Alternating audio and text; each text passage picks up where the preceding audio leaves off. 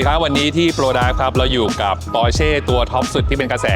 ในไม่ใช่แค่เมืองไทยนะครับในทั้งโลกเลยก็ว่าได้กับตัว GT3 RS รหัส 992 นะครับ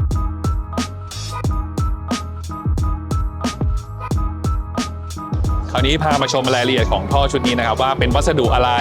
มีส่วนประกอบอะไรบ้างนะครับโดยเริ่มต้นเลยก็คือใบหลังเนี่ยจะเน้นเป็นวัสดุไทเทเนียมนะครับอย่างที่เห็นจะมีเพลทพ่นความร้อนให้เป็นสีม่วงเป็นเอกลักษณ์ของ IPE แล้วก็มีโลโก้ GT3 ด้วยนะครับจริงๆแล้วตัวเครื่องและท่อเนี่ยสามารถใช้ร่วมกับ GT3 ธรรมดาได้ด้วยนะครับเครื่องเป็นบล็อกเดียวกัน